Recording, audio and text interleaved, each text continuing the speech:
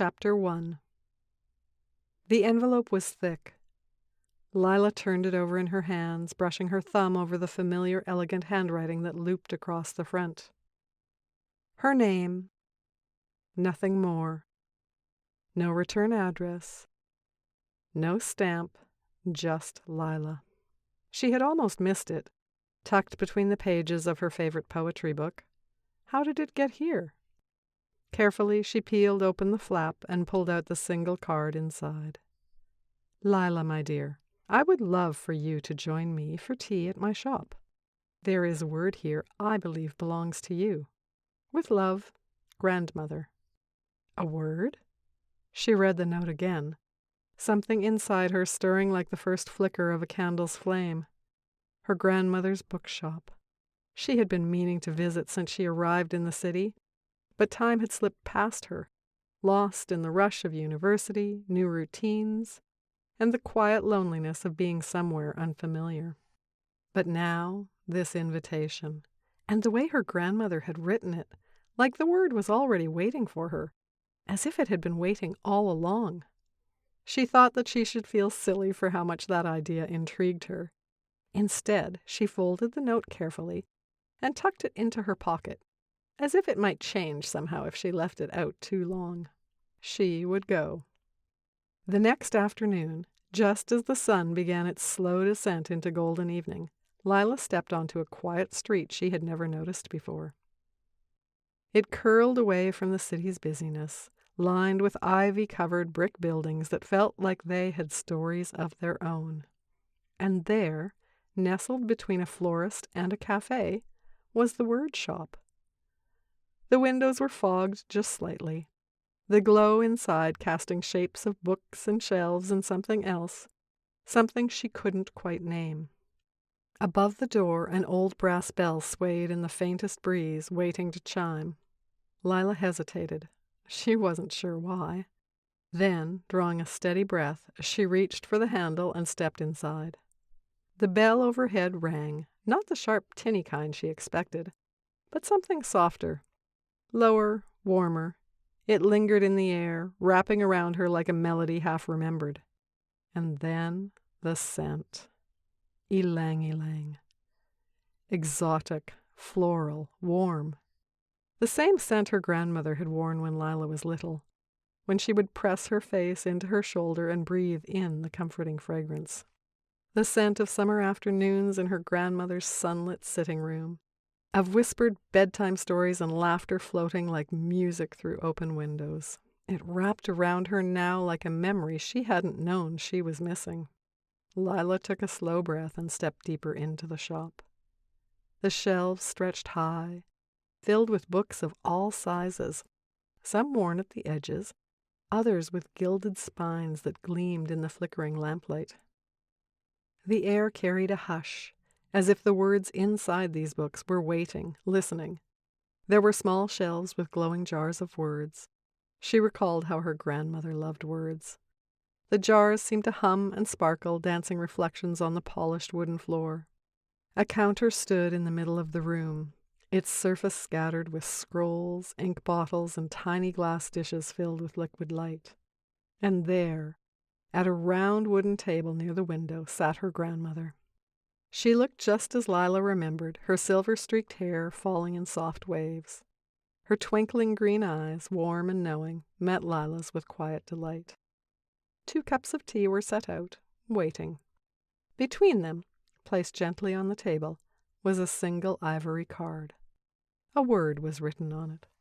Her grandmother wrapped her arms around her, as she had since she was a child.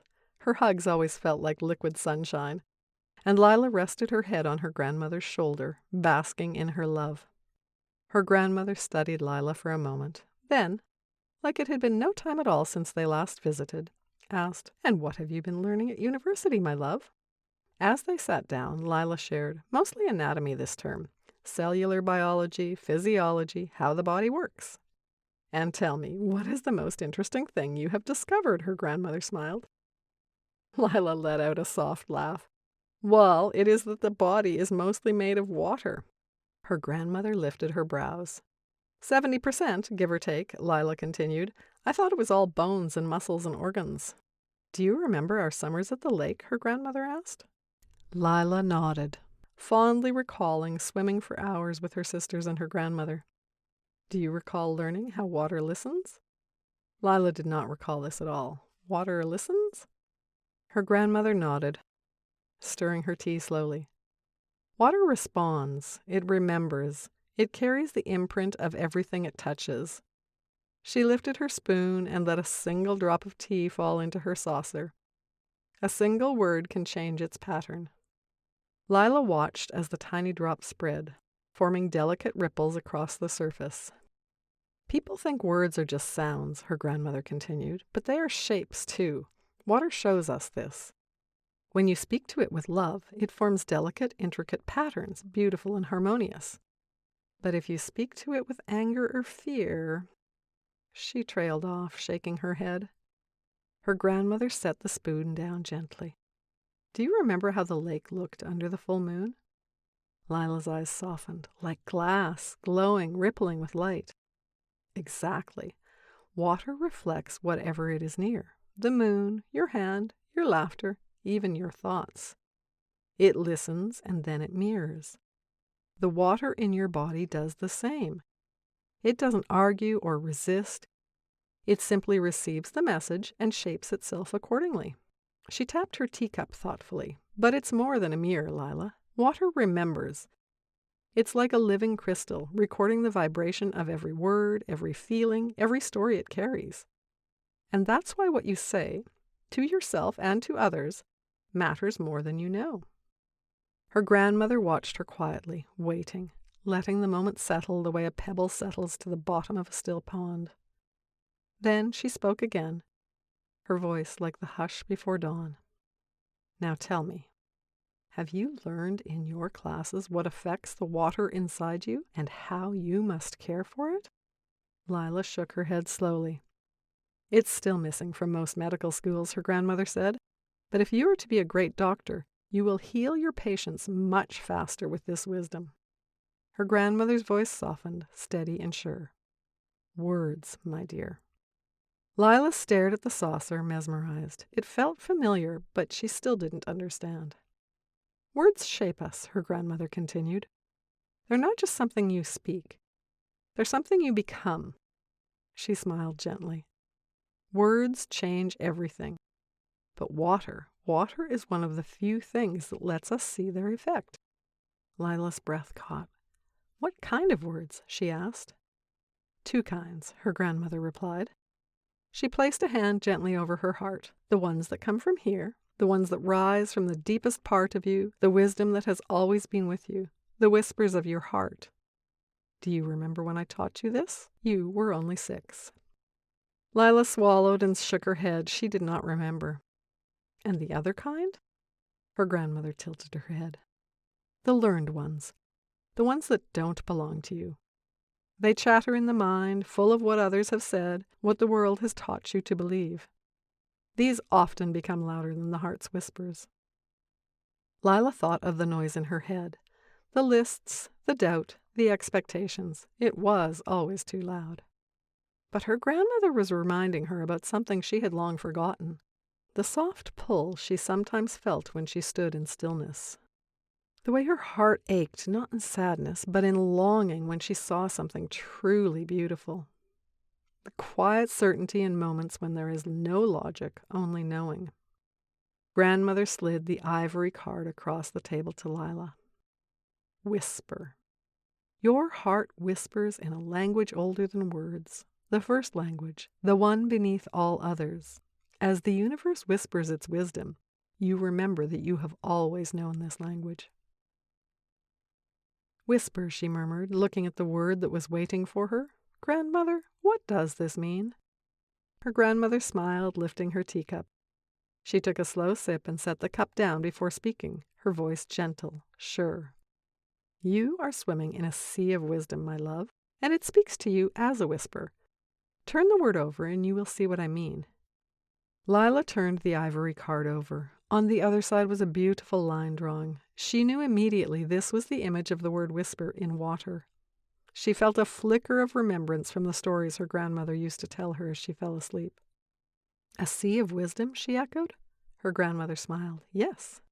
She set her teacup down. "Wisdom comes from the inside out. It is the spiritual knowledge that lives deep in your heart, the gift of your soul."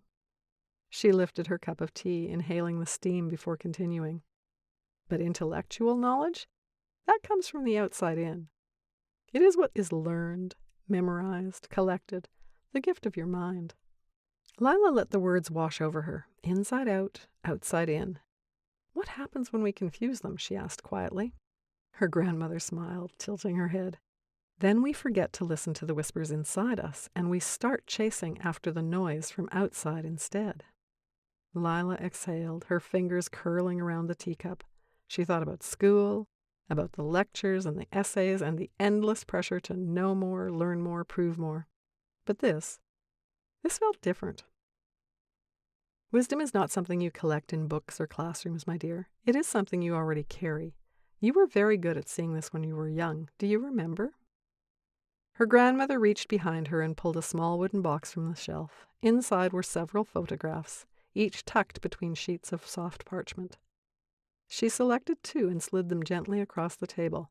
"This," she said, tapping the first, "is the crystalline imprint of the word whisper in water. I took this photo the day you turned 6 and asked to spend it in my studio with me." Lila leaned closer. The image looked like a snowflake spun from starlight, delicate, symmetrical, breathtaking in its quiet grace. She only vaguely recalled that birthday. "Water remembers," her grandmother said softly. "It listens. When loving, gentle words are spoken near it, the water forms these radiant crystalline shapes. It's as if it knows how to bloom under kindness." Then she touched the second image. "And this," she said, her voice quieter, "is what happens when water receives a word like stupid. One of your classmates called you stupid the day before, and you were upset. Words spoken in judgment, from yourself or others, may leave this kind of mark if you believe the words are true." Lila felt the image within that memory. The pattern was jagged, broken. There was no beauty in it, only distortion, like a mirror shattered under pressure. Her grandmother looked at her and continued. "Every word is an instruction, a vibration. And because your body is mostly made of water, every word you speak, especially to yourself, leaves a mark. It's not just emotion. It's structure, energy made visible." She placed her hand over Lila's heart. "Speak like your words are painting the inside of your being, because they are." Lila stared at the 2 images side by side, one luminous and elegant, the other fractured and trembling. Her voice was barely a breath. "Do all words leave marks like this?" Her grandmother smiled as if she'd been waiting for that question. "Every single one. Even the ones you don't speak aloud. Words whispered in thought, murmured in memory, carried in silence. They all carry energy. And water responds to energy. It is the great reflector."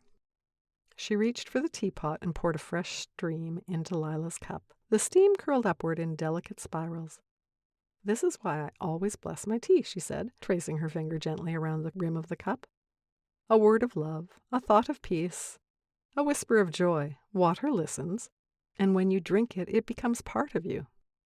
Lila looked at the swirl of steam rising from her cup as if seeing it for the first time. "So, if I spoke kindness into my water, would it carry kindness into me?" Her grandmother's eyes gleamed. "Exactly, and not just into your body, into your mood, your mind, your choices, the way you treat others. You are not separate from your water, dear. You are water." She picked up one more photo from the box and handed it to Lila.